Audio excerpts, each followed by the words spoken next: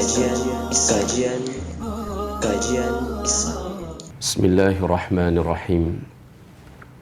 Assalamualaikum warahmatullahi wabarakatuh. Innal hamdalillah wa syukrulah la haula wa la quwwata illa billah. Allahumma la sahla illa ma ja'altahu sahla wa anta taj'alul hazana idza syi'ta sahla. Rabbi shrah li sadri wa yassir li amri wahlul 'uqdatam min lisani yafqahu qawli. Allahumma arinal haqqa haqqan warzuqna tiba'ah wa arinal batila batilan warzuqna jitinabah. Ibadallah, pemirsa Wesal TV di mana saja berada, semoga Allah Subhanahu wa taala memelihara dan menjaga eksistensi iman di dalam dada kita sampai kita berjumpa dengannya. Kami menawasiatkan diri kami dan kepada kita seluruhnya, ittaqullaha haqqa tuqatih wa la tamutunna illa wa antum muslimun. Kama qala subhanahu wa ta'ala, ya ayyuhan nas ittaqu rabbakumul ladzi khalaqakum min nafsin wahidah wa khalaqa minha zawjaha wa batha minhuma rijalan katsiran wa nisaa wattaqullaha alladzi tasaaluna bihi wal arham innallaha kana 'alaikum raqiba wa qala ya ayyuhalladzina amanu taqullaha wa qulu qawlan sadida yuslih lakum a'malakum wa yaghfir lakum dhunubakum wa man yuti'illah wa rasulahu faqad faza fawzan 'azima. Allahumma arhamna bil Qur'an. Wa qala an-nabiy sallallahu alaihi wasallam, fa inna asdaqal hadithi kitabullah wa khairal hadyi hadyu Muhammadin sallallahu alaihi wasallam wa syarral umur muhdatsatuha wa kullu muhdatsatin bid'ah wa kullu bid'atin dhalalah wa kullu dhalalatin finnar. Amma ba'du, ma'asyiral muslimin arsyadani wa iyyakumullah. Ketika Anda punya pegawai umpamanya di sebuah perusahaan, apakah Anda senang kalau pegawai Anda hanya pegawai yang fisiknya hadir? Itu pun sering sekali mangkir dan tidak disiplin. Bahkan dia berbagi waktu, dia berbagi hati, berbagi fikiran dengan perusahaan yang lain. Padahal sudah ada komitmen, kalau masuk ke perusahaan kita ini wajib bekerja sepenuh hati. Apakah Anda senang menerima orang itu? Tentu kita akan menolak. Demikian pula ketika kita punya seorang istri atau mungkin seorang suami, senangkah kita kalau suami kita atau istri kita separuh hati menjadi istri kita, atau mungkin separuh hati waktunya untuk kita, separuh hati hidupnya untuk kita? Kita biasanya akan enggan dan menolak. Kita dengarkan Allah Subhanahu wa taala berfirman di dalam Al-Qur'an, surat Al-Baqarah ayat 208. A'udzu billahi minasyaitonir rajim.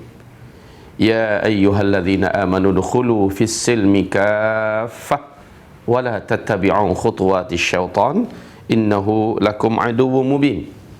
Wahai orang-orang yang telah beriman, masuklah kamu ke dalam Islam ini secara kafah. Masuki Islam ini secara sempurna, sepenuhnya. Wala tattabi'u khutuwatisy syaitan. Jangan coba-coba kamu mengikuti langkah-langkah syaitan. Innahu lakum aduwwum mubin. Sesungguhnya syaitan itu bagi kamu adalah musuh yang sangat nyata.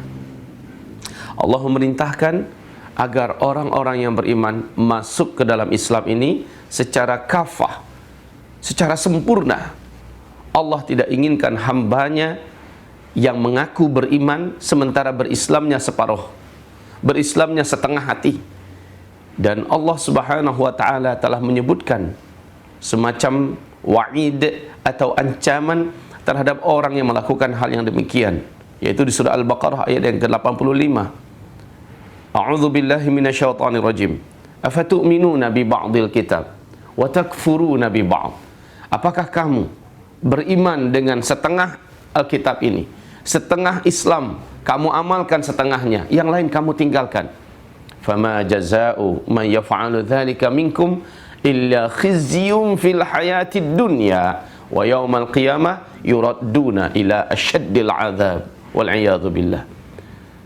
Siapa saja, apakah kamu, kata Allah Subhanahu wa taala di dalam surah Al-Baqarah ayat 85 tadi, mengimani atau mengamalkan sebahagian daripada Alkitab ini, sebahagian daripada agama ini, orang yang melakukan hal itu di antara kamu, Allah jadikan kehidupannya di dunia ini hina, dan Allah akan kembalikan ia di kehidupan akhirat kepada azab yang sangat keras. Ma'syiral muslimin yang kami muliakan, Allah inginkan seorang hamba yang kafah. Allah inginkan seorang hamba yang masuk ke dalam Islam ini, yang beragama secara total. Dan Allah telah memberikan semacam warning yang sangat keras terhadap penolakan tentang orang-orang yang beragama setengah hati. Mari kita simak, apa-apa sajakah bagian agama yang kita harus masuk ke dalamnya seluruhnya? Benarkah agama itu hanya sebatas ruangan masjid?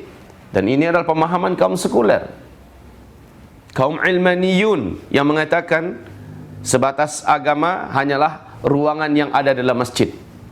Habis itu tidak ada urusan agama. Wa'iyadzu billah wa nas'allahu ta'ala al-afiyah atas pemahaman yang rusak ini. Rasul sallallahu alaihi wasallam bersabda di dalam sebuah hadis yang sahih diriwayatkan oleh Imam Muslim dari Abu Hurairah, semoga Allah ridha kepadanya, kullu ummati yadkhulunal jannah illa man aba. Seluruh umatku pasti akan masuk ke dalam surga kecuali yang tidak mau. Qila wa fi riwayah qalu wa man ya'ba ya Rasulullah. Ada sahabat yang bertanya, ya Rasulullah, apa ada orang yang tidak mau masuk surga? Qala, Nabi menjawab, man ata'ani dakhalal jannah wa man asani faqad aba. Siapa yang ikut saya, siapa yang patuh kepada saya, siapa yang menjalankan ajaran-ajaran saya, itulah orang dari umatku yang akan masuk ke dalam surga. Wa man asani faqad aba. Dan siapa yang durhaka kepada aku, tidak mau mengikuti jalanku, maka itulah orang yang enggan masuk ke dalam surga. Ma'syiral muslimin yang kami muliakan,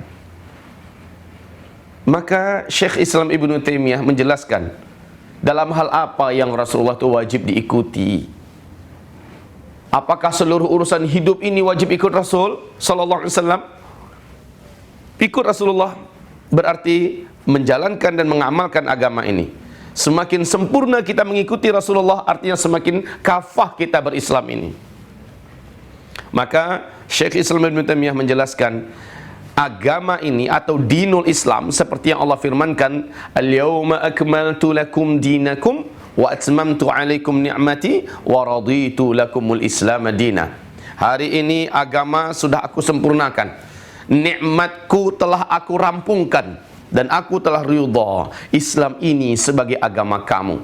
Ketika agama ini sudah sempurna, nikmat Allah juga sudah rampung, selesai, tuntas, maka Rasulullah mengatakan ikuti aku, artinya ikuti seluruh agama yang aku ajarkan, baik dalam Al-Quran yang telah Allah turunkan atau sunnah-sunnah Rasulullah SAW yang sampai kepada kita dengan sanad dan riwayat yang sahih.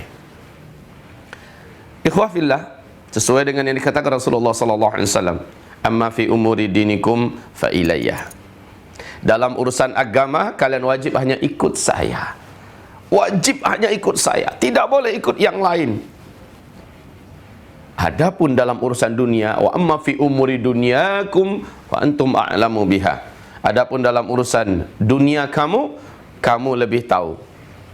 Nah, kita ingin mendudukkan penjelasan tentang mana yang batas dunia sehingga Rasul tidak boleh, tidak wajib untuk diikuti, dan mana urusan agama yang wajib hanya ikut Rasul sallallahu alaihi wasallam. Ini dalam rangka ingin masuk surga kah kita atau tidak? Jika kita ingin masuk ke dalam surga, maka Rasulullah adalah teladan kita.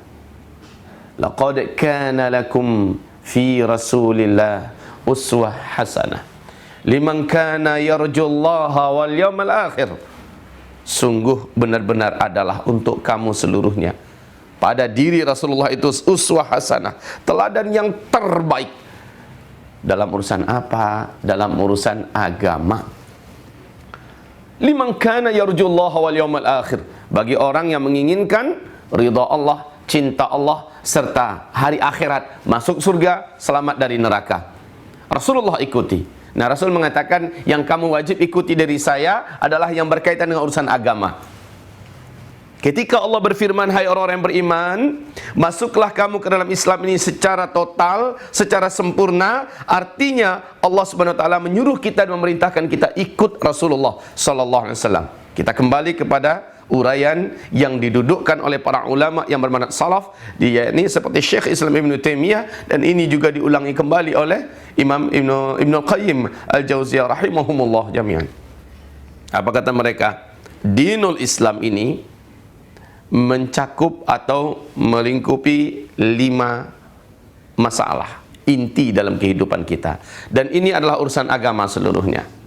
Ya, yang pertama, agama Islam ini membahas dan mencengkram urusan yang berkaitan dengan aqaidiyah, yang berkaitan dengan urusan akidah, urusan kepercayaan, masalah-masalah yang berhubungan dengan keyakinan-keyakinan. Ini urusan agama. Kalau begitu, apapun yang berkaitan dengan keyakinan yang kita terima, baik di sekolah-sekolah kita, di universitas, atau mungkin lewat ceramah-ceramah, atau mungkin kepercayaan-kepercayaan keyakinan yang beredar di tengah masyarakat, mesti dikaji ulang, disortir ulang kembali. Seperti inikah Rasulullah mengajarkan tentang keyakinan? Umpamanya tentang masalah malaikat. Macam mana sebenarnya malaikat itu? Ya, ada orang mengatakan begini begitu. Kita harus periksa betul, baik melalui Al-Quran, melalui Sunnah, atau tanyakan para ulama-ulama yang jujur dan amanah. Tanyakan tentang malaikat itu seperti apa, bagaimana. Demikian juga masalah roh. Ini masalah roh banyak simpang siur yang gak karu-karuan. Ada orang yang semasa hidupnya dizalimi sampai mati dibunuh, kemudian dia rohnya penasaran dan mencoba mencari orang-orang yang sudah menyakitinya dulu ketika hidup di dunia. Ada istilahnya penampakan-penampakan, ada arwah gentayangan, ya. Hal ini berkaitan dengan akidah. Ma'asyiral muslimin yang kami muliakan, seperti itukah dalam Islam? Ternyata menyimpang. Dalam Islam, setiap orang yang sudah mati, ya sudah, dia masuk ke alam barzakh yang 1 detik pun tidak diizinkan untuk datang melihat-lihat orang yang ada di dunia. Sebagaimana orang di dunia tidak bisa berhubungan atau memanggil-manggil orang yang sudah meninggal dunia. Allah berfirman dalam surah Al-Mu'minun, wa min waraihim barzakhun ila yaumi yub'atsun. Wa min waraihim barzakh. Kalau mereka sudah mati, mereka masuk ke alam yang di situ ada dibatasi oleh barzakh, dinding gaib yang maha kokoh. Ada orang yang mengajarkan, nggak karu-karuan ajaran ini, dan kaum muslimin juga percaya orang yang sudah meninggal bisa dipanggil rohnya. Bahkan ada semacam ilmu-ilmu bela diri, ilmu silat dan sebagainya yang bisa memanggil roh Bruce Lee, yang bisa memanggil roh para lakon-lakon silat yang sudah meninggal dunia lalu masuk ke dalam badannya. Wal'iyadzubillah. Dalam Islam tidak mengajarkan kepercayaan seperti itu. Dalam Islam yang sudah meninggal, meninggal. Sekalipun dia orang yang paling soleh, sesoleh apapun, tetap saja dia sudah berurusan dengan alam yang lain dan tidak bisa datang ke dunia walau hanya 1 detik. Dan ini adalah sunnatullah yang tidak akan pernah berubah. Ini akidah ahlus sunnah wal jamaah. Demikian pula orang yang sudah meninggal dunia, bagaimanapun jahatnya dia di dunia, disakiti dia umpamanya, dizalimi, meninggal dalam keadaan betul-betul disakiti, dia tidak akan bisa membalas dendam kepada orang yang masih hidup di dunia. Jadi semua yang berhubungan dengan masalah roh ini urusan keyakinan, ini urusan akidah. Ini kembalikan kepada agama, kembalikan kepada Islam. Jangan hanya kata guru saya, orang banyak bilang begini, lalu kita percaya saja. Kalau kita memang benar-benar ingin masuk Islam secara kafah, mulai dengan akidah kita, Islamkan, sesuaikan dengan yang diajarkan oleh Rasulullah sallallahu alaihi wasallam. Begitu juga apalagi masalah yang berhubungan dengan Allah langsung. berhubung dengan Allah Subhanahu wa taala. Jangan coba-coba kita percaya apa-apa yang disandarkan kepada Allah yang Allah tidak pernah menurunkan dalil dalam Al-Qur'an atau Rasulullah tidak pernah menjelaskannya. Allah Subhanahu wa taala butuh istirahat umpamanya. Allah itu juga punya rasa capek. Allah itu juga ada syahwatnya. Wal iyadzu billah. Allah bentuknya seperti ini. Allah itu begini dan begitu. Ini adalah sebuah pernyataan yang batil karena ini berkaitan dengan akidah. Kalau berkaitan akidah, pulangkan kepada apa yang diajarkan Rasulullah sallallahu alaihi wasallam. Nah, Rasul telah mengharamkan kepada umatnya, jangan coba-coba kamu menggali zat Allah. Jangan kamu coba-coba membicarakan tentang zat Allah Subhanahu wa taala. Allah Subhanahu wa taala menjamin kehancuran bagi orang-orang yang mencoba menelusuri hakikat dan zat Allah Subhanahu wa taala. Tafakkaru fi khalqillah wa la tafakkaru fi dzatihi. Wala tafakkaru fil khaliq fatahliku. Berfikirlah kamu, jalankan otakmu tentang apapun yang telah Allah ciptakan dalam semesta ini, tetapi jangan coba-coba kamu fikirkan zat yang menciptakannya. Jangan coba-coba kamu mendalami orang yang zat yang telah mengadakannya. Al-Khaliq fatahliku, kamu akan hancur, kamu akan binasa. Ikhwah fillah, kaum muslimin dan muslimat yang kami muliakan, masalah akidah pulangkan pada urusan agama. Kita terlalu banyak mendapatkan keyakinan-keyakinan yang tidak jelas asal muasalnya. Akidah yang benar-benar, ibarat Allah yang kami muliakan, kita benar-benar telah dirusak keyakinan kita oleh berbagai macam akidah-akidah yang menyebar tengah masyarakat kita. Kadang-kadang itu mungkin dari agama yang lain, ya, dari Hindu, dari agama Buddha. Karena saringan kita juga tidak jelas, ulama-ulama yang menyampaikannya juga malas kita ikuti pengajiannya, kitab-kitab yang tersedia juga malas kita baca. Akibatnya kita mempunyai keyakinan menyimpang, dan ini tidak Allah terima. Hamba-hamba Allah yang kami muliakan, sekali lagi, urusan akidah, perkara agama, kembalikan pada Rasulullah. Yang kedua, ini juga urusan agama, hanya pada Rasul sallallahu alaihi wasallam dikembalikan, dan ini bukan urusan dunia. Apa itu? Ma yata'allaqu bil ta'abbudiyat, ma yata'allaqu bil a'mal, apapun yang berhubungan dengan amalan-amalan, urusan ibadah-ibadah ritual, ini urusan agama. Pulangkan kepada agama, pulangkan kepada Rasulullah, contoh Rasulullah. Apa Rasulullah SAW mengatakan tentang perkara ini dalam Sahih Bukhari dan Sahih Muslim? Man amila amalan laisa alaihi amruna fahuwa radd. Orang yang mengamalkan apapun amalan kami tidak mengajarkannya, kami tidak mencontohkannya, fahuwa raddun, amalan itu ditolak oleh Allah Subhanahu wa taala. Siapapun orangnya. Ustaz, kiai kami keramatnya luar biasa. Jenggotnya dari sini sampai Jakarta. Saking panjangnya jenggotnya. Bahasa Arabnya, Masya Allah, bisa berjalan di atas udara. Kami rasa apa yang diajarkannya pasti benar, Pak Ustadz. Selama ajarannya itu bertentangan atau amalannya itu tidak ada dalam Al-Quran dan tidak diamalkan Rasulullah SAW, maka itu adalah Dajjal. Itu adalah penyesat dan penipu umat. Imam Asy-Syafi'i, semoga Allah memberikan rahmat kepadanya, telah berkata, jangan engkau terpukau dengan orang yang berpenampilan syekh, berpenampilan ulama, punya karamah ini dan itu, sementara amalannya berbeda dengan yang ada dalam Al-Quran dan As-Sunnah.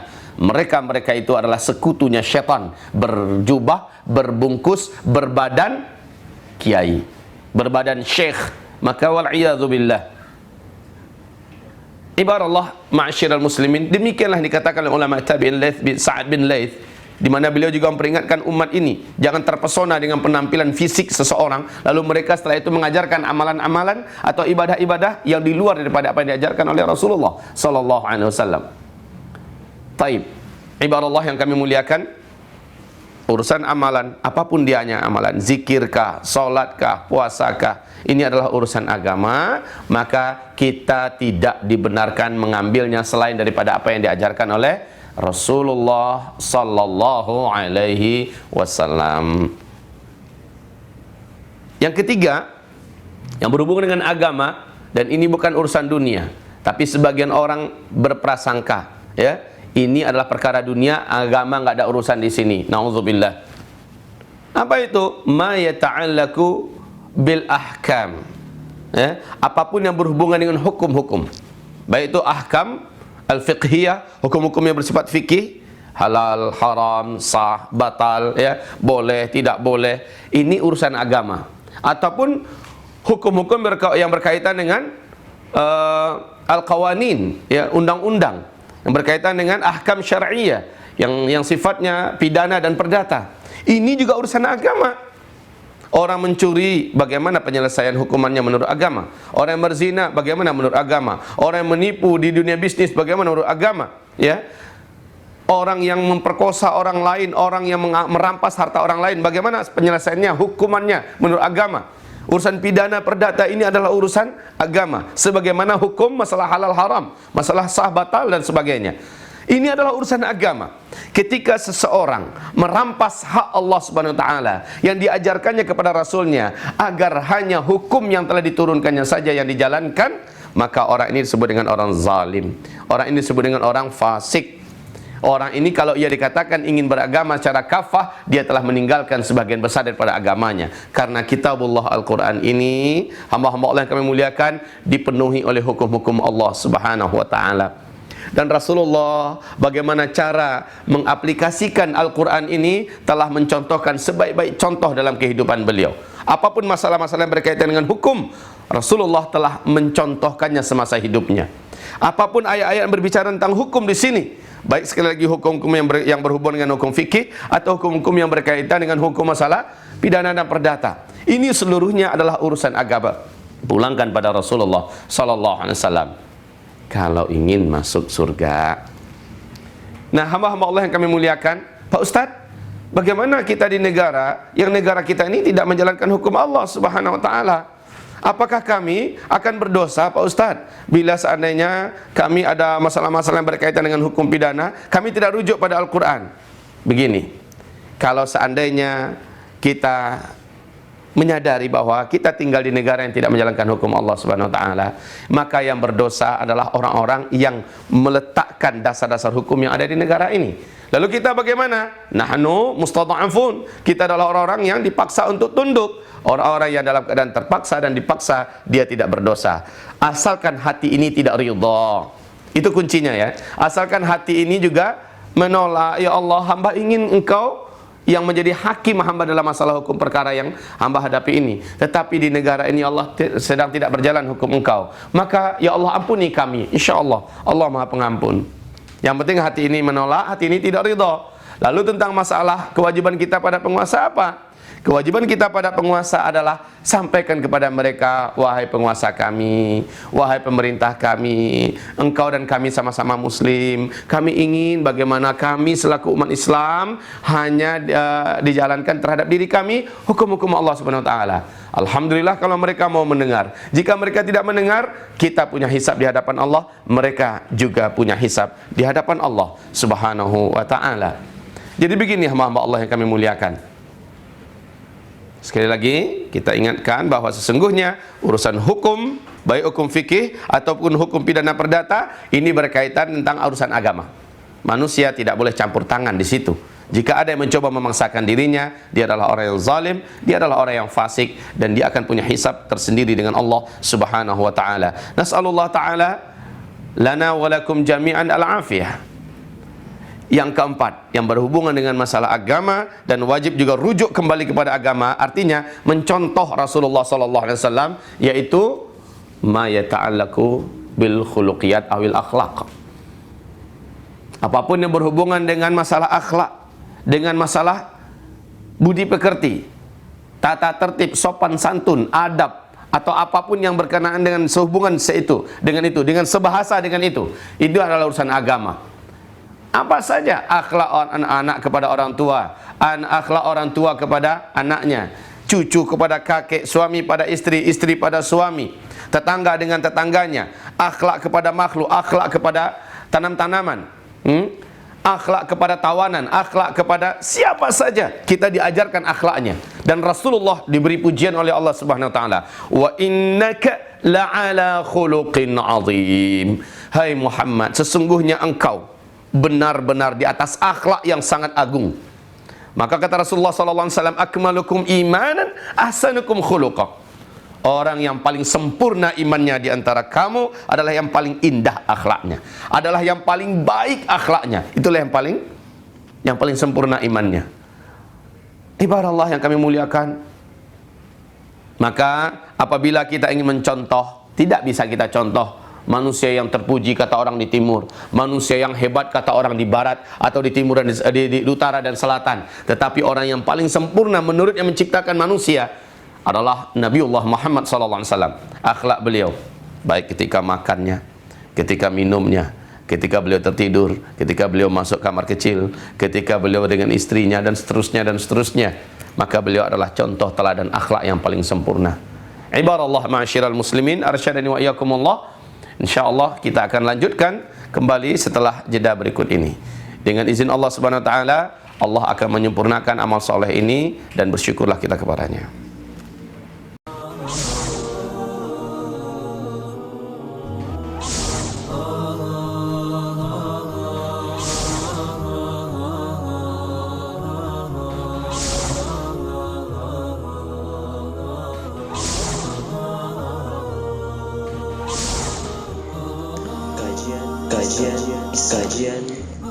Kajian Islam. Bismillahirrahmanirrahim. Alhamdulillah, kita menyempurnakan kajian kita berkaitan dengan menjadi muslim yang kafah dan berislam dengan Islam yang kafah. Sebelumnya telah kita jelaskan bahwa ruangan agama telah diisi dengan 5 urusan. Yang pertama, yang berhubungan dengan urusan akidah, keyakinan dan kepercayaan. Yang kedua, urusan yang berhubungan dengan amalan dan ibadah-ibadah ritual. Ini adalah urusan amal ibadah yang kita harus merujuk kepada Rasulullah sallallahu alaihi wasallam. Dan yang ketiga, yang berhubungan dengan masalah hukum, baik hukum-hukum fikih ataupun hukum-hukum yang berkaitan dengan pidana dan perdata. Dan yang keempat, yang berhubungan dengan masalah akhlak, etika, budi pekerti, tata krama, sopan santun, apapun bahasa yang selevel dengan itu, maka ini adalah urusan agama yang mesti dipulangkan kepada Rasulullah SAW dan kita tiru Rasulullah SAW. Selanjutnya, yang terakhir, dan di sini banyak tergelincirnya pemahaman umat. Mereka memikirkan dan mereka membayangkan serta selama ini memahami ini urusan dunia semata-mata, tidak ada urusan agama sedikit pun. Apa itu? Muamalah. Yang kelima, urusan muamalah adalah urusan agama. Apa itu muamalah? Muamalah adalah apapun yang berhubungan dengan interaksi manusia sesama manusia. Mulai dari urusan pernikahan, urusan talak, urusan waris mewariskan, ya, urusan ekonomi, urusan pendidikan, urusan politik, urusan kesehatan, kedokteran, ya, urusan seni, budaya dan sebagainya. Ini adalah urusan muamalah yang seluruhnya adalah agama yang punya pegangan di situ, agama yang punya peranan di situ.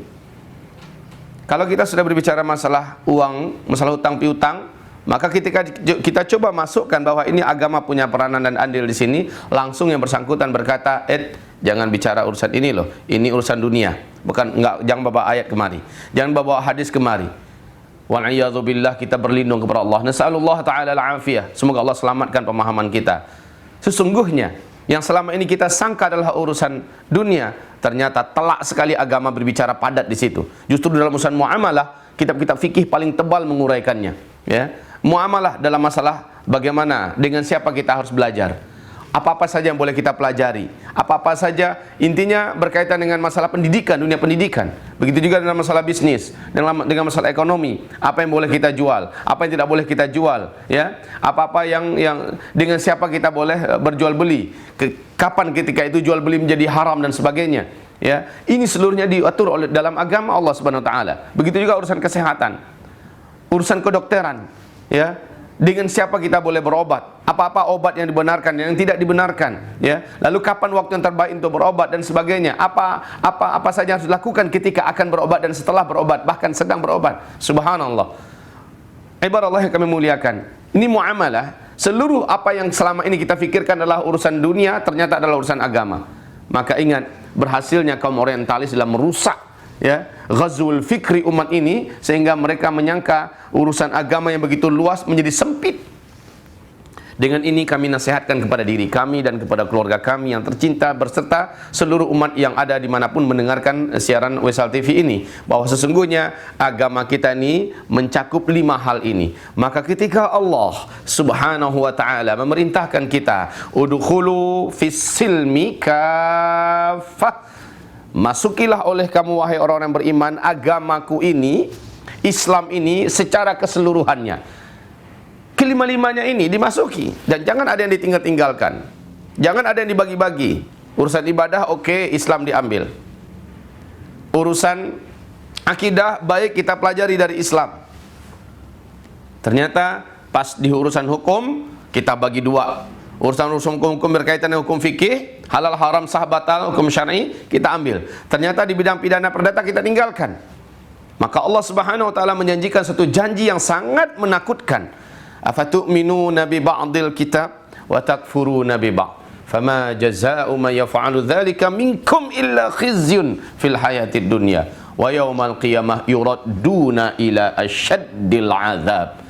Allah katakan orang yang membuat sikap seperti itu beragamanya di dunia ini, saya hinakan hidupnya selagi dia masih hidup di dunia, dan saya azab dia dengan azab yang keras ketika dia sudah pulang ke sisi Allah di hari kiamat kelak. Kita berlindung kepada Allah bahwa kita tidak ingin dimasukkan di antara orang yang hina di kehidupan ini ataupun diazab dengan azab yang keras di kehidupan berikutnya. Selanjutnya, ibarat Allah yang kami muliakan. Nah, di sini maka menjadi jelas oleh kita bahwa sesungguhnya urusan agama ini ternyata hampir menyita seluruh ruangan hidup kita. Silakan nanti kita ada diskusi, kita ada tanya jawab. Pemirsa dimanapun berada boleh mengajukan pertanyaannya, baik melalui SMS ataupun telepon langsung. Baik, kita lanjutkan, sedikit kita sempurnakan topik kita tadi.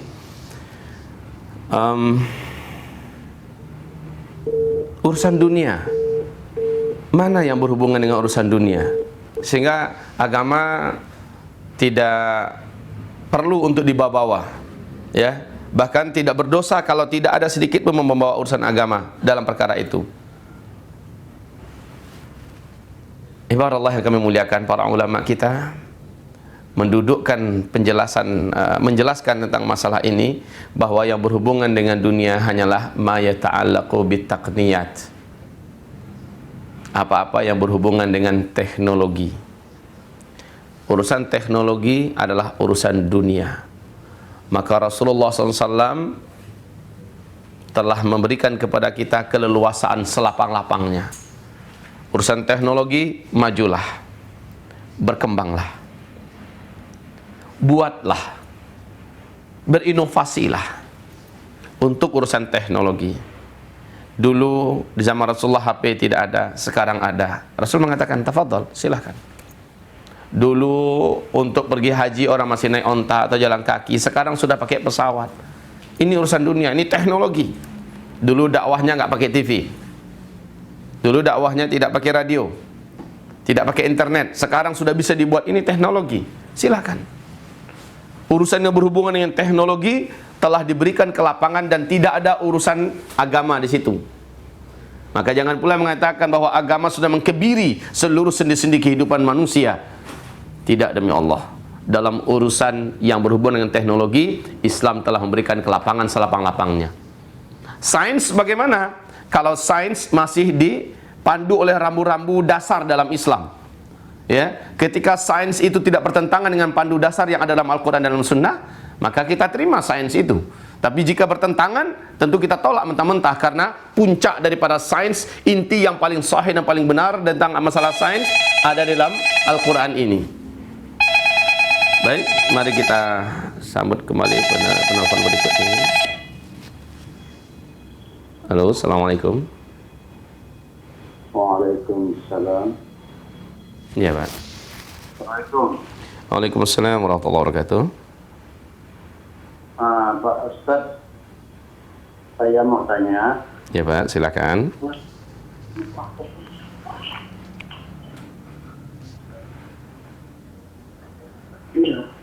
Saya sedang sakit.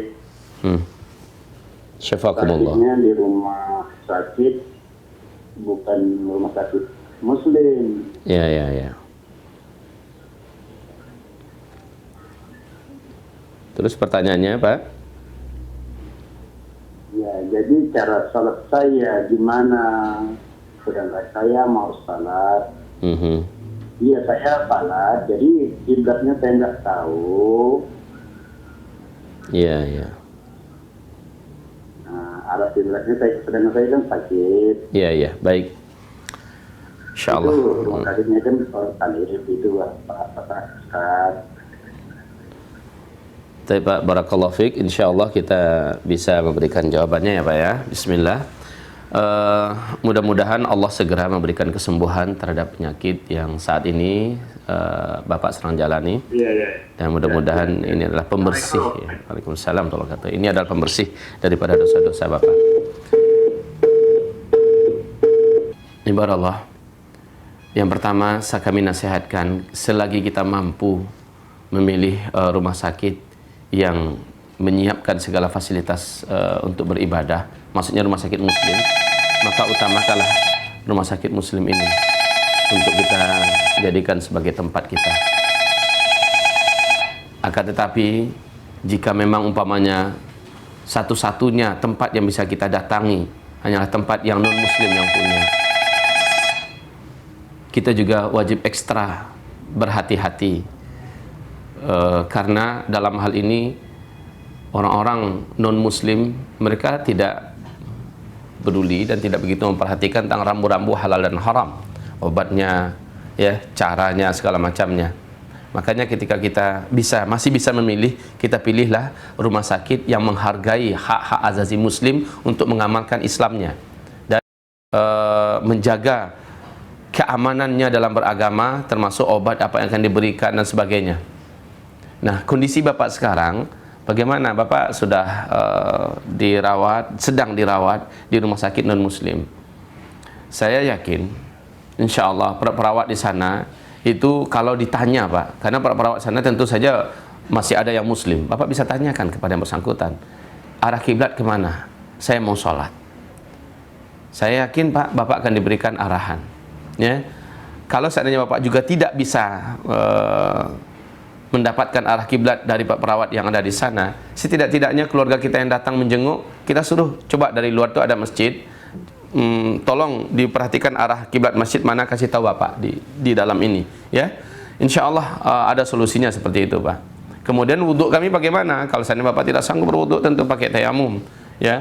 Tapi sekali lagi, dalam kondisi betul-betul tidak ditemukan arah kiblat, kita juga tidak punya alat yang menentukan arah kiblat, maka kembali kepada kaidah umum, ya, aina ma tuwallu fathamma wajhullah. Kemana saja kamu menghadap untuk arah salat, maka situlah wajah Allah Subhanahu wa taala. Ya, ketika betul-betul sudah tidak memungkinkan lagi mendapatkan arah kiblat yang tepat, sementara waktu salat sudah masuk bahkan sudah hampir habis, maka kemana saja. Jika selagi masih bisa memungkinkan, ambil caranya, tanya kepada siapa yang bisa, maka lakukan itu terlebih dahulu. Jazakumullah khairan. Baik, ibarat Allah yang kami muliakan, ini jawaban untuk Bapak kita tadi. Mudah-mudahan Allah Subhanahu wa taala segera memberikan kepada Bapak kami kesembuhan. Amin ya Rabb. Selanjutnya kita perhatikan ada SMS yang masuk. Assalamualaikum warahmatullahi wabarakatuh. Pak Ustadz, saya mau tanya, gimana caranya kita meluruskan akidah kita? Bagaimana cara meluruskan akidah? Subhanallah, ini pertanyaan yang sebenar-benar baik. Alhamdulillah, Rasulullah SAW telah menyampaikan kepada kita bahwa Islam ini tidak akan sunyi daripada ulama-ulama mujaddid. Setiap satu abad akan Allah datangkan seorang ulama mujaddid yang akan terus memperbaiki pemahaman umat yang sudah mulai kabur dan menyimpang. Setiap abad.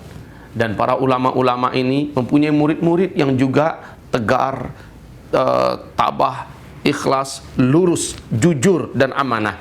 Nah, mereka biasanya mewariskan kitab-kitab yang berisikan Al-Quran dan Sunnah Rasulullah dengan pemahaman yang sahih menurut ijma' hadhil ummah. Nah, kemudian kalau begitu bagaimana caranya? Jawabannya adalah dengan ilmu. Tuntutlah ilmu dengan para ulama-ulama yang benar, baik langsung duduk di depan mereka, dengarkan kajian mereka, bertanya jawab dengan mereka, atau buka kitab-kitab dari kitab-kitab yang sudah sampai ke negeri kita, mungkin yang sudah diterjemahkan dari kitab-kitab induk yang diakui oleh seluruh ulama dunia, ulama Islam Ahlus Sunnah wal Jamaah, ya, kita rujuk kepada kitab-kitab itu. Atau dengarkan kaset-kaset CD, apalagi zaman yang sangat mudah mengakses berbagai macam pengajian dari Ahlus Sunnah wal Jamaah yang bermanhaj salaf, maka kita dengarkan kajian mereka, khususnya dalam berkaitan akidah. Memang yang paling pertama yang harus kita konsentrasikan adalah akidah saya mesti rampung dulu pembahasannya, mesti lurus, ya. Dan cara meluruskan akidah itu adalah duduk bersama ulama-ulama yang lurus, kemudian membaca kitab-kitab mereka, mendengarkan kajian-kajian mereka walaupun hanya melalui jejaring internet atau mungkin melalui CD-CD yang sudah menyebar, kita bisa simak kajian mereka dan tanyakan apapun yang kita tidak tahu, jangan sampai malu untuk bertanya. Fas'alu ahla dzikri in kuntum la ta'lamun. Demikian ibadah. Semoga bermanfaat apa yang kami sampaikan ini. Selanjutnya SMS berikutnya adalah dari ikhwah kita yang menanyakan tentang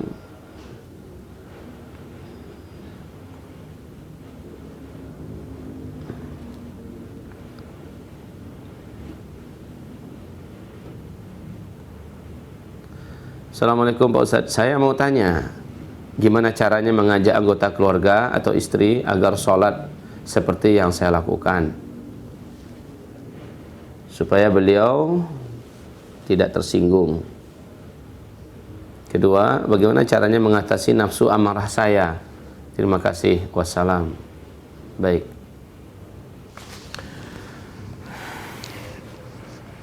Kita sebagai imam keluarga, imam itu untuk didengarkan, dipatuhi.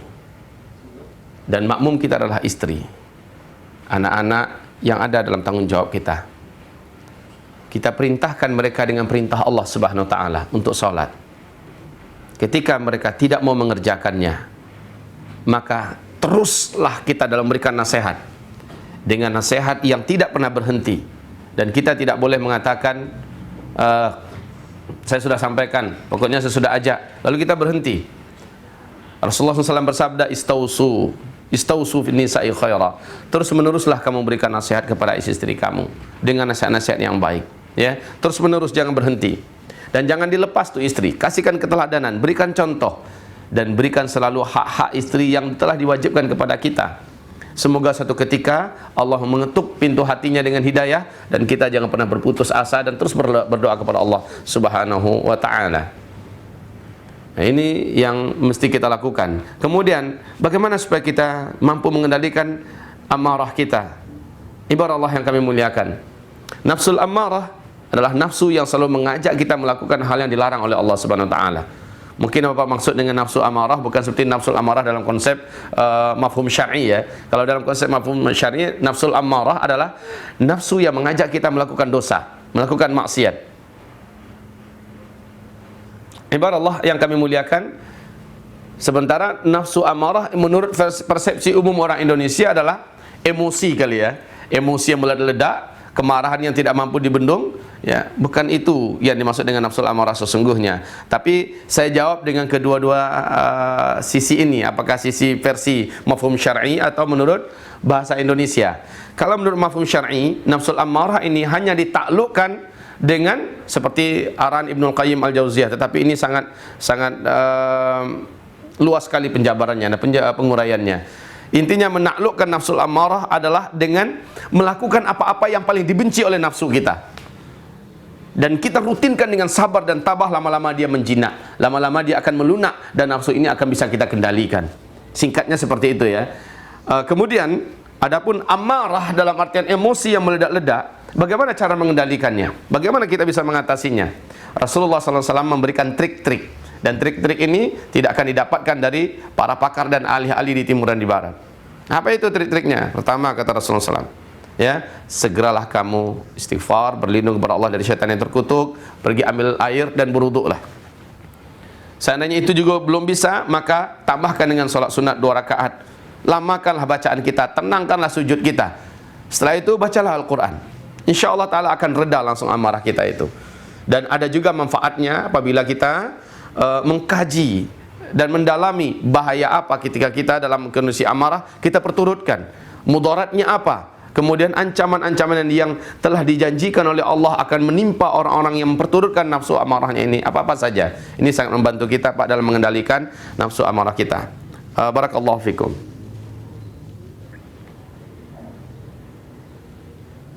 Selanjutnya SMS berikut ini.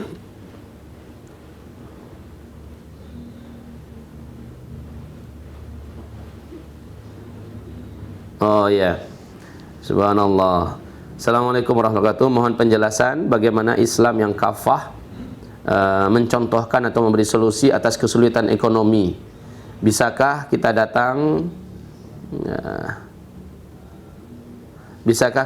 kepada orang alim untuk minta didoakan agar bisa segera dilepaskan dari kesulitan ekonomi ini? Ya. Apakah Ustadz bisa merekomendasikan ulama mana bisa kami rujuk untuk solusi ini?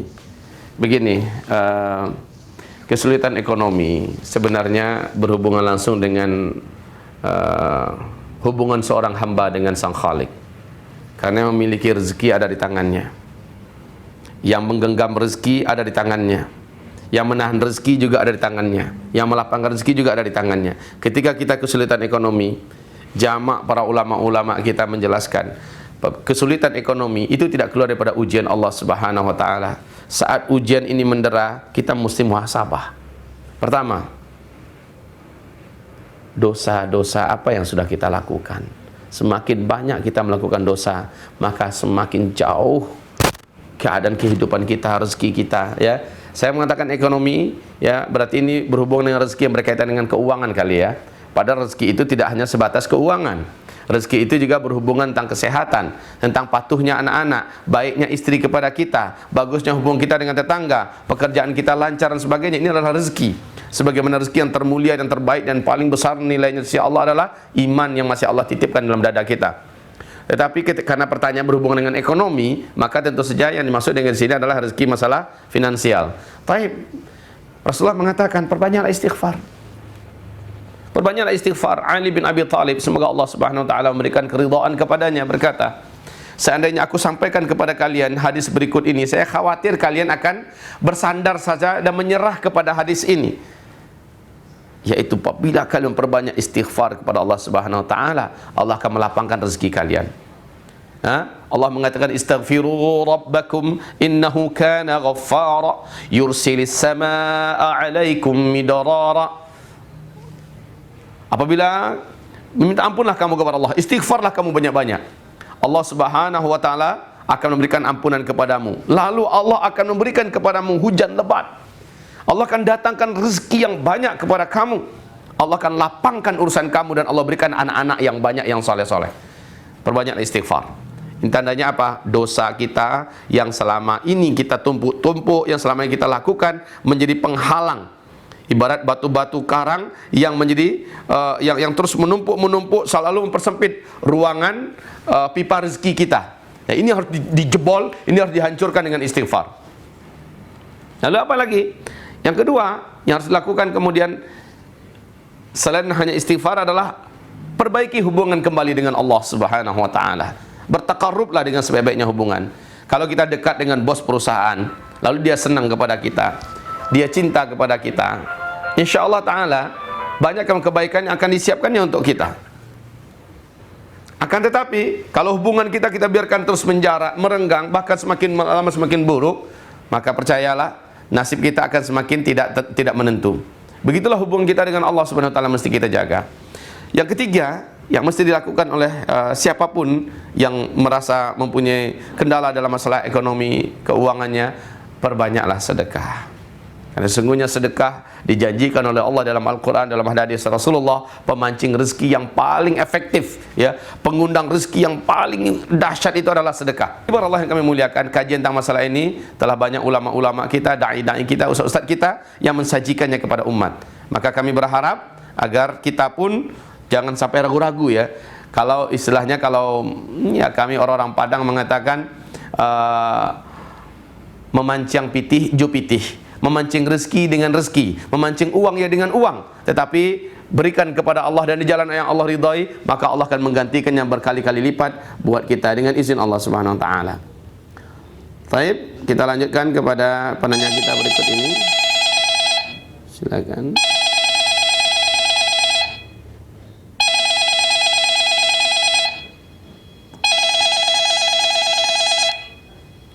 Halo, Assalamualaikum. Assalamualaikum. Waalaikumsalam. Iya Pak, silakan, di mana Pak? Halo Pak, Iya, yuk. ini mau tanya, Mhm. bagaimana kalau kita bermakmum dengan makmum yang selesai membaca Al-Fatihah, dia ada diberikan Rabbil Firli, itu kita bermakmum bagaimana Ustaz? Setelah dia baca Al-Fatihah, ya, maaf Pak, bisa diulangi kembali pertanyaannya? Imam setelah membaca Al-Fatihah, Mhm. dia ada apa istilahnya perkataan yang bisikan bila mati membaca Rabbil Firli baru diaminkan. Iya, iya, iya. Setelah baca Al-Fatihah, dia baca Rabbil Firli, begitu ya?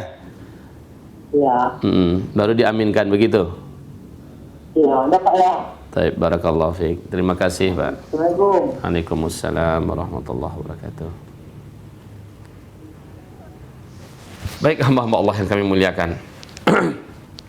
Bagaimana ini kita menjadi makmum dengan imam yang melakukan hal yang tidak dilakukan oleh Rasulullah SAW? Di sini kita dudukkan antara, ini jelas disebut dengan bid'ah ya. Jadi disebut dengan bid'ah, tapi bid'ah itu ada bid'ah yang ghalidhah, bid'ah munkarah, bid'ah yang besar yang akan mengeluarkan orang daripada agama. Ada yang bid'ahnya bid'ah khafifah, bid'ah yang sifatnya tidak mengeluarkan orang daripada agama Allah Subhanahu wa taala, pelakunya adalah fasik. Akan tetapi kita sebagai makmumnya, sah nggak menjadi makmumnya? Sah. Boleh nggak kita tetap menjadi makmumnya? Apabila kita memungkinkan untuk mencari imam yang sunnah di tempat yang sunnah, maka carilah imam yang sunnah. Jika tidak memungkinkan, jangan tinggalkan berjamaah. Ya, jangan sampai kita difitnah oleh syaitan yang terkutuk. Daripada saya menjadi makmum di belakang imam yang ahli bid'ah, lebih bagus saya sholat sendirian. Maka orang ini sudah didapatkan oleh syaitan yang terkutuk. Dan kita tidak akan melakukan itu, insya Allah Pak ya. Jadi mudah-mudahan pertanyaan Bapak ini sudah terjawab. Wallahu a'lam. Kemudian kita lanjutkan kepada SMS kita berikutnya.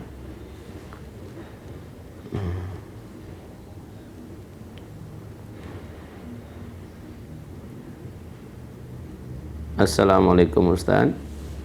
Bagaimana hukumnya orang yang menjadi bintang iklan salah satu produk, tapi dia tidak memakai produk tersebut, apakah termasuk kebohongan? Allah.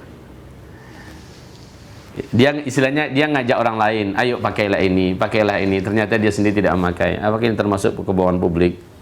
Yang namanya orang juga cari rezeki ya, siapa yang mengundang dia, sementara dia mau pakai atau tidak ya. Apakah itu bahagian pada kebohongan? Ya jelas lah, jelas. Jangankan yang urusan seperti itu, seorang wanita memanggil putranya, nak kemarin ada akan ibu berikan kepadamu. Rasul dekat dengan ibu itu. Rasul bertanya, benarkah engkau akan memberinya sesuatu? Benar ya Rasulullah, ini kurma yang akan saya berikan kepadanya. Kalau sempat tidak, kata Rasul, maka engkau akan tertulis sebagai seorang wanita pendusta di sisi Allah Subhanahu wa taala. Nah, urusannya seperti itu saja bisa begini Rasulullah memberikan kepadanya, kepada ibu tadi pengarahannya. Bagaimana dengan orang yang mengajak-ajak untuk melakukan sesuatu sementara dia sendiri tidak mengerjakannya atau mengerjakan yang lain. Tetapi ini bukanlah perkara yang besar sangat istilahnya, walaupun ini termasuk di antara dosa, dan insya Allah ini termasuk dosa kecil lah, wallahu alam. Kemudian kita lihat penanya SMS berikutnya. Apa alasan Nabi SAW tidak mau menerima zakat? Ya, baik hamba Allah yang kami muliakan, apa alasan Rasulullah SAW tidak mau menerima zakat? Rasul sendiri telah menjelaskan, kami ma'asyirul anbiya dan apalagi Rasul dan para keluarga tidak memakan zakat. Tapi kalau sedekah, kalau hadiah, Rasulullah menerimanya. Ya, Rasulullah tidak memberikan alasan apa. Yang penting Allah Subhanahu wa taala tentu ya, karena wa ma yantiqu 'anil hawa in huwa illa wahyu yuha. Semua apa yang dikatakan oleh Rasulullah, semua sikap dan tindakannya ini selalu dalam kontrol wahyu. Allah selalu menjaganya dan tidak akan ada yang terlepas daripada pemeliharaan dan penjagaan perhatian Allah Subhanahu wa taala. Maka ketika Rasul tidak memakannya, berarti ini adalah perintah dari Allah Subhanahu wa taala yang diilhamkan kepadanya atau yang diwahyukan kepadanya. Nah, lalu apa alasannya? Sebaiknya nanti kalau Allah izinkan kita masuk ke dalam surga sama-sama, kita tanyakan kepada Rasul langsung. Apa alasannya Rasulullah sallallahu alaihi wasallam? Amin. Baik, kita sambut pertanyaan telepon berikut ini. Halo, assalamualaikum. Halo, Waalaikumsalam. Iya, silakan Bu. Ini dengan kajian Islam ya Ustaz? Iya, benar Ibu. Begini saya mau tanya Ustaz, ini tentang anak sekolah di pesantren. Iya. Saya minta nasihatnya Ustaz. Anak saya sekolah di pesantren, sudah pindah 2 pesantren. Hati saya sangat kuat sekali ini menyekolahkan anak di pesantren dari dulu. Tapi mungkin apa bisikan setan ini saya minta dikuatkan hatinya. Saya lihat kurang bersih, ini pesantren rumah Ustaz ya, kurang bersih, kadang anak penyakit gatal, dia nggak betah, makanannya begini. Akhirnya saya itu agak pikiran saya, aduh ya Allah, apakah pilihan ini yang terbaik gitu loh. Kadang-kadang ada lagi kata orang, tidak semua pesantren itu anak baik. Mungkin nanti dia terpengaruh dengan teman-teman yang memang dari rumah kurang bagus. Padahal kesemangat saya untuk nyekolahkan pesantren itu luar biasa. Ustaz kan pasti lulusan pesantren. Saya mohon dikuatkan hati saya yang bagaimana untuk kalau memang ini baik supaya nanti anak saya yang kedua dan itu hati saya nggak ragu-ragu gitu loh Ustaz. Saya yakin pengalaman Ustaz sangat banyak gitu dalam diskon di pesantren gitu Ustaz. Yeah. Supaya tidak ragu-ragu kalau memang ini jalan yang baik gitu Ustaz. Karena itu tadi banyak masalah lah gitu dari anaknya sendiri, dari lokasinya dan sebagainya. Itu apakah bisikan setan yang menggoda hati saya atau gimana Ustaz? Makasih ya Ustaz. Ya, sama-sama. Waalaikumsalam warahmatullahi wabarakatuh. Barakallahu fiki kepada ibu yang sudah mempunyai kemuliaan hati dan berazam agar anak-anaknya menjadi anak-anak yang mempunyai pemahaman agama yang benar dan lurus. Mudah-mudahan ibu beserta seluruh keluarga mendapat taufik dan rahmat dari Allah Subhanahu wa taala, beserta seluruh keluarga muslim yang menginginkan anak-anaknya disekolahkan untuk ke pesantren. Begini, yang pertama, nasihat kami Bu, upayakan kita memastikan bahwa pesantren tempat kita menyekolahkan anak adalah tempat yang memang lurus pemahamannya, benar akidahnya, betul amal ibadahnya, sesuai sunnah Rasulullah SAW. Karena sangat banyak pesantren yang tidak memenuhi karakteristik itu. Kadang-kadang penampilannya wah, kadang-kadang bersihnya Masya Allah, bahkan bertaraf internasional. Tetapi ternyata pemahamannya rancu, rusak. Akhirnya kita memasukkan anak, menghabiskan waktu anak, dan bahkan kita juga berkorban untuk membiayai anak, untuk merusak anak kita. Oleh karena itu ini yang pertama sekali yang mesti kita pastikan Bu. Dan cara memastikannya ahsannya memang bertanya kepada ulama-ulama yang jujur, ulama-ulama yang lurus dan dalam pemahaman agamanya. Bertanyalah pada mereka. Yang kedua, kendala yang ditemukan di beberapa pesantren di Indonesia ini secara umumnya, bahkan bukan hanya di Indonesia sebenarnya. Kami 4 tahun di Mesir, kemudian melanjutkan ke Libya 4 tahun. Saya temukan perbedaan yang sangat drastis ya antara di Mesir dengan di Libya. Di Mesir rata-rata jorok, termasuk di Madinatul Bu'utsnya. Ya, adapun di Libya rata-rata bersih. Ya, itu tergantung bagaimana pihak yang bersangkutan mengelolanya. Tetapi hasil yang dikeluarkannya tergantung bagi kualitas pendidikannya di situ. Memang kelemahannya di sisi itu. Pesantren yang ada di Indonesia juga seperti itu Bu. Kami dulu waktu kecil juga setelah lepas SD masuk ke pesantren. Dan alhamdulillah itu pesantren Tawalib Padang Panjang. Kemudian jorok enggak? Dikatakan jorok juga. Dikatakan bersih, alhamdulillah. Akan tetapi kalau kita mau konsentrasi di bidang yang sifatnya tidak asasi seperti itu Bu, kita akan digoda oleh setan. Ngapain kamu letakkan anakmu di sini, nanti penyakitan, nanti anakmu terbiasa dengan lingkungan jorok segala macamnya. Bu, kalau bisa, memang kita berikan masukan pada pihak pondok.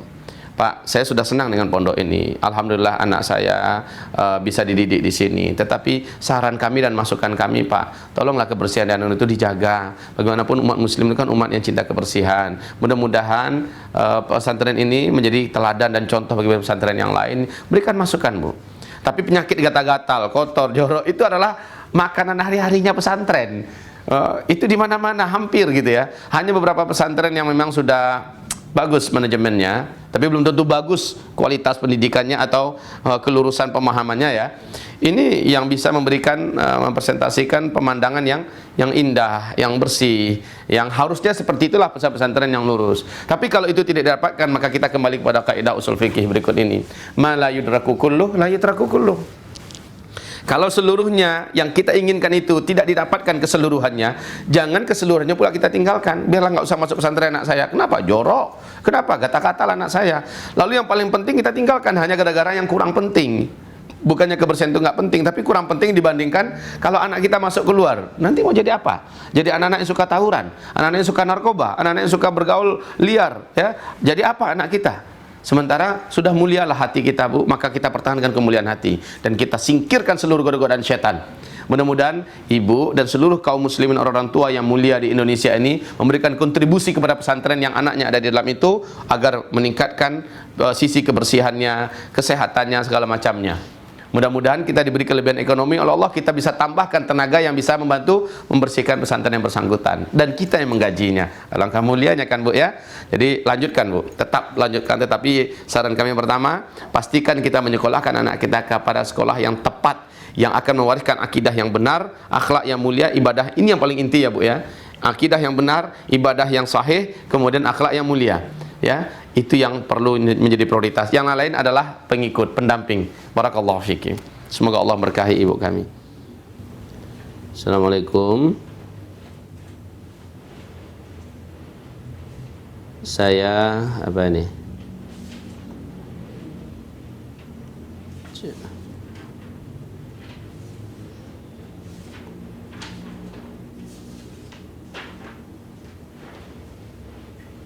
Saya Umi Atiyah di Kota Baru, Melawi. Bagaimana cara kita untuk menjadi muslim atau muslimah yang kafah, dan bagaimana sikap kita terhadap orang-orang yang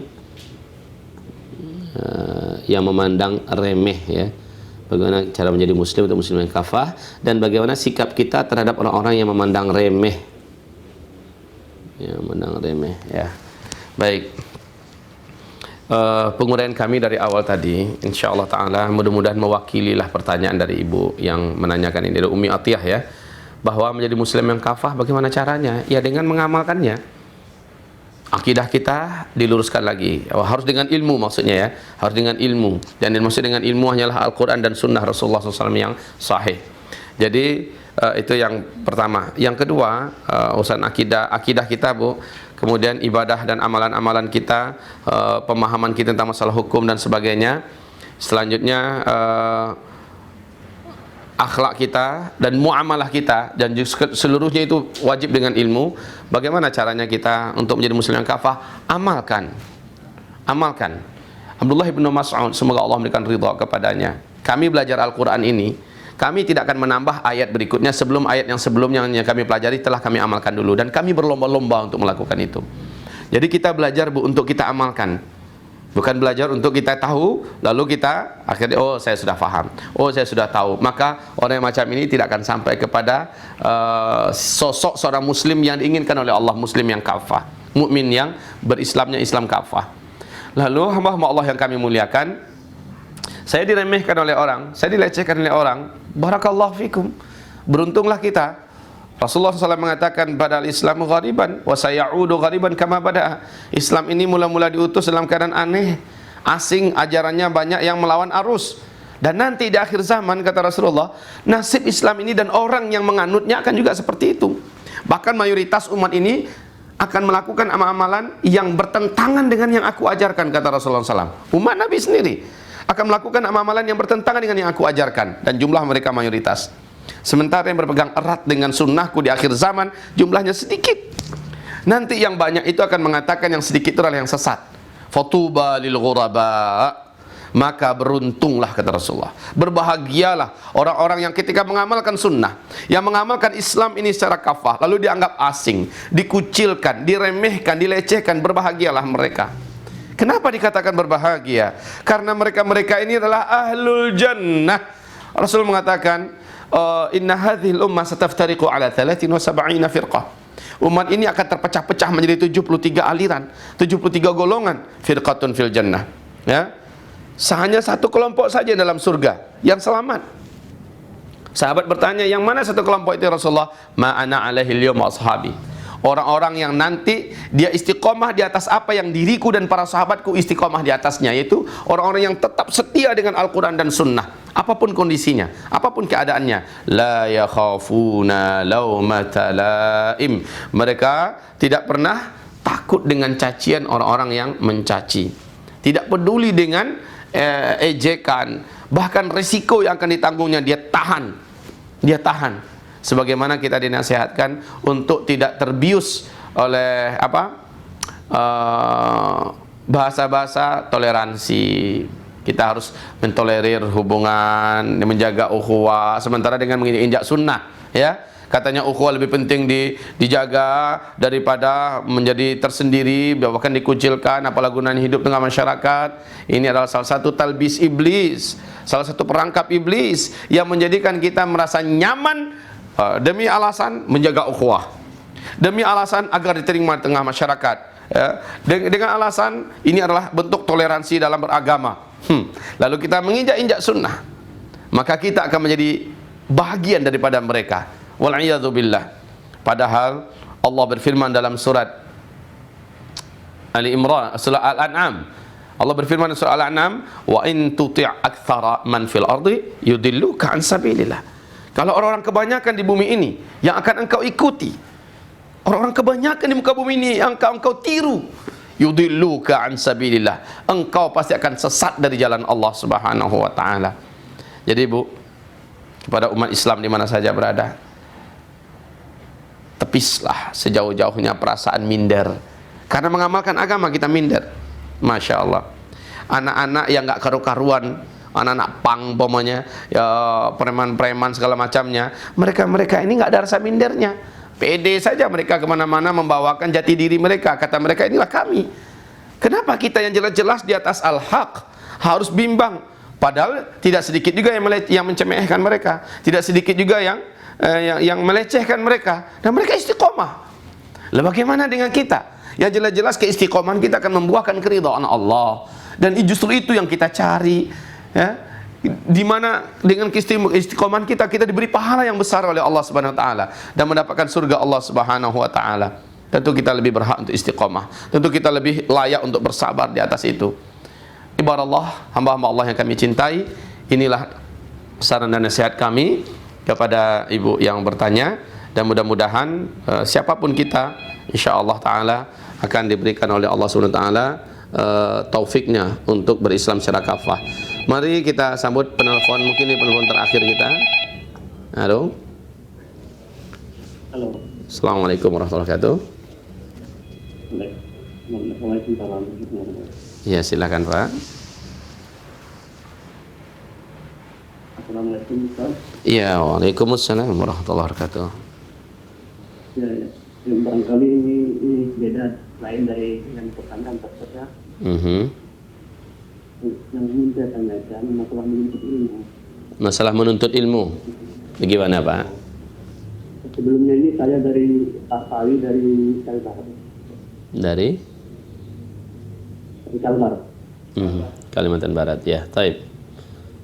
Yang ingin saya tanyakan, di tempat saya sering orang mengadakan ilmu itu membacakan hadis yang ringkas. Ya. Yang ringkas macam, tapi hadis Bukhari, tapi ringkas tahu tak, jadi begini dari Abdullah sampai itu dari ujungnya hadis pokok ringkas macam itulah Ustaz. Macam kultum ataupun kulin macam itulah. Yang ingin saya tanyakan, apakah kita boleh menghadiri majelis ilmu seperti itu Yang jelasnya itu tidak dikatakan wahyu ataupun tidak macam itu lah. Boleh juga. Itulah saja pertanyaan saya. Terima kasih. Baik. Assalamualaikum warahmatullahi wabarakatuh. Waalaikumsalam warahmatullahi wabarakatuh. Barakallahu fiik. Ikhwah fillah jamaah kaum muslimin dan muslimat pemirsa Waisal TV di mana saja berada. Pertanyaan Bapak kita tadi, bagaimana kita mengikuti pengajian? Yang di pengajian itu hadis-hadisnya dibacakan tetapi dengan singkat, ringkas, maksudnya tanpa rawinya, tanpa sanadnya, bahkan tanpa status hadisnya, ya. Apakah hadis ini sahih, apakah hadis ini hasan, ataukah hadis ini dhaif? Bolehkah kita mengikuti pengajian seperti itu? Taib. Abdullah bin Abbas berkata, semoga Allah Subhanahu wa taala memberikan ridha kepadanya. Dulu kami ketika ada yang berkata qala Rasulullah, kami segera berkumpul. Berkata Rasulullah, kami segera berkumpul, duduk di sekitarnya, menyimak dengan baik. Tetapi ketika Islam ini telah berkembang, bermunculanlah manusia dari berbagai lapisan, ya. Ada yang fasik, ada yang mujrim, ada yang munafik, akhirnya kami memilih-milih orang untuk mendengarkan kajian. Ketika berkata qala Rasulullah, kami lihat dulu siapa orang ini, ya? Bagaimana ibadahnya, ilmunya seperti apa, akhlaknya seperti apa. Ini cara Ibnu Abbas berhati-hati dalam menyaring ilmu, dalam menimba ilmu. Apalagi yang berkaitan dengan qala Allah Subhanahu wa taala dan qala Rasulullah sallallahu alaihi wasallam. Pengajian itu bagus, kita jemput kemana saja. Kita buka situsnya, kita beli CD-nya, tetapi yang sahihnya. Saya tertarik dengan salah satu kaidah ilmiah yang berkaitan tentang masalah talabul ilmi ini. Apa itu? Idza kunta naqilan fas-sihhah. Wa idza kunta mudda'iyan fad-dalil. Artinya, kalau engkau adalah orang yang menerima ilmu, maka pastikan yang kau terima yang sahih-sahihnya. Gitu ya. Pastikan yang kau terima adalah yang sahih-sahihnya. Saya ingin berguru dengan guru anu, saya ingin baca kitab anu, dengar pengajian anu, ya silakan. Tetapi pembahasan mereka ini sahih tidak? Kalau ketika mereka menyebutkan dalil, dalilnya jelas enggak? Kalau ketika dia mengatakan Rasulullah bersabda, enggak jelas. Nanti perawinya siapa? Status hadis itu bagaimana? Enggak jelas. Bahkan dari kitab apa? Maka lebih baik masih banyak lagi istilahnya ulama lain yang bisa kita dengarkan ilmunya dan menyajikannya dengan sahih, dengan benar. Setiap ada hadis Rasulullah berkata, maka dia menyebutkan bagaimana status hadis itu. Minimal dia sebutkan rujukan kitabnya. Ini lebih berhati-hati, Pak, untuk kita zaman sekarang. Bagi kita tahu bahwa para penyesat-penyesat umat semakin bermunculan ke tengah-tengah publik. Dan semoga Allah Subhanahu wa taala melindungi kita bersama-sama dari salah memilih sumber, ya Pak, ya. Jadi begitulah nasihat kami untuk seluruh para pencinta dan penimba ilmu di mana saja berada. Jazakumullah khair wa barakallahu fiik. Mungkin SMS terakhir kita bacakan.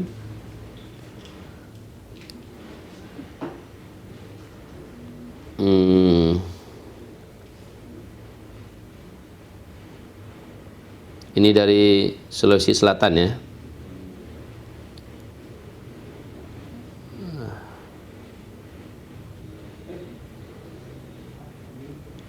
Assalamualaikum Ustaz.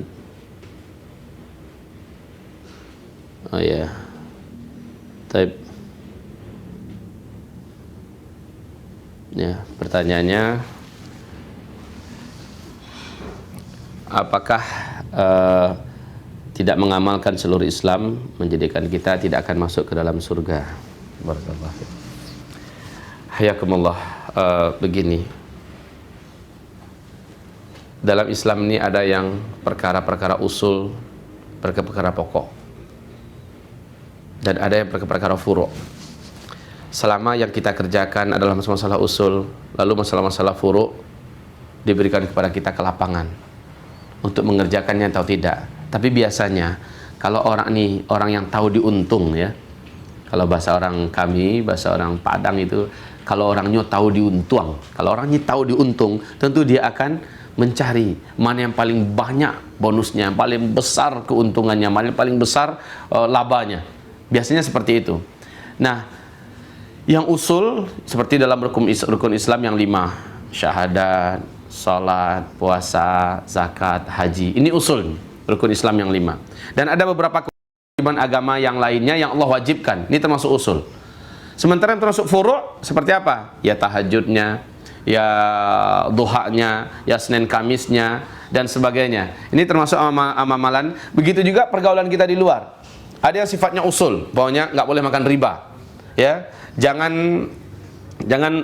menzalimi orang dengan cara merampas hartanya, mengadukan perkara ke pengadilan yang bukan milik kita lalu kita memenangkan urusan itu dan kita menjadi pemiliknya. Ini seluruhnya adalah masalah usul yang diharamkan oleh Allah Subhanahu wa taala, mazalim yang Allah haramkan kepada kita. Nah, kalau begitu hamba-hamba Allah yang kami muliakan, kita jaga saja yang usul, maka kita berhati-hati dengan yang furu'. Apabila dalam masalah yang Allah cintai, kita amalkan yang usul, yang fardu-fardu, yang pokok-pokok, lalu yang sunnah-sunnah sebisanya. Fattaqullah mastata'tum, sebisanya. Tapi dalam urusan larangan, ingat Rasulullah bersabda, ma amartukum bihi min syai'in fa'tu minhu mastata'tum. Apa saja yang aku perintahkan kamu, kerjakan sesanggup kamu. Wa ma nahaitukum anhu fantahu. Titik. Enggak ada pakai mastata'tum. Apa saja yang aku larang kamu, tinggalkan. Enggak ada pakai mastata'tum, sesanggup kamu. Enggak gitu ya. Oh, saya selama ini berzina dengan 5 orang wanita dalam 1 minggu. Mungkin sesanggup saya sekarang 1 kali, 1 wanita 1 minggu. Na'udzubillah. Enggak bisa seperti itu. Tinggalkan ya tinggalkan. Dulu saya minum khamr, itu 1 hari itu bisa 3 botol. Sekarang saya sanggupnya meninggalkan 2 botol, jadi sisanya 1 botol. Beransur-ansur. Enggak kayak gitu. Wa man haitukum anhu fantahu. Apa yang aku larang kamu, tinggalkan. Titik. Jadi untuk mengamalkan Islam ini secara kafah, yang wajib-wajib, yang diperintahkan kerjakan semuanya tanpa bisa ditawar-tawar. Ya, kecuali kalau memang kita tidak mampu. Begitu juga yang sunnah-sunnah, semampu kita. Adapun yang dilarang oleh agama, nggak ada cerita beransur-ansur, ya. Saya pilih-pilih dulu, sesanggup saya, tetapi Rasul mengatakan fantahu, titik. Maka berhentilah kamu. Hamba-hamba Allah yang kami muliakan, semoga diri yang memberikan tausiah dan nasihat ini dijaga oleh Allah Subhanahu wa taala. Begitu juga seluruh pemirsa di mana saja berada, dijaga imannya oleh Allah Subhanahu wa taala dan dikuatkan untuk mengamalkan Islam ini secara kafah dan tidak pelin-pelan dalam beragama, dan juga tidak memilih-milih agama apa yang sesuai dengan hawa nafsunya, tetapi mengamalkan seluruhnya, yang disenangi dan yang tidak disenangi, karena seluruh cita-cita kita sama, yaitu berakhir hidup ini dengan husnul khatimah, hidup ini dalam ridha Allah, lalu mendapatkan raudatul jannah di dalam alam barzakh kita, dan dihadiahi dengan hadiah surga yang telah dijanjikan oleh Allah Subhanahu wa taala. Jadilah muslim yang kafah. Hati-hati ketika kita meninggalkan satu bagian dari sisi Islam, maka kita langsung menapaki jejak telapak kakinya syaitan. Ketika Allah berfirman, udkhulu fis silmi kafah, masuklah kamu seluruhnya hai orang beriman, berislamlah kamu secara kafah, wala tattabi'u khutuwati syaitan. Ada semacam isyarat yang sangat halus di sini. Ketika kamu tidak berislam secara kafah, di sisi apanya kamu yang tidak berislam secara kafah, yang kamu tinggalkan Islam di situ, setan akan mengisinya. Lalu kamu akan mengikuti langkah setan, pasti. Jadi kita tidak punya pilihan. Pilih jalan Allah atau jalan setan. Ketika jalan Allah kita tinggalkan, maka jalan setan langsung kita tapaki. Wal'iyadzubillah. Kita tidak punya pilihan kecuali hanya salah satu di antara 2 jalan ini. Semoga bermanfaat. Nastaghfiruka ya Allah wa natubu ilaik. Subhanakallahumma wa bihamdika asyhadu an la ilaha illa anta astaghfiruka wa atubu ilaik. Assalamualaikum warahmatullahi wabarakatuh.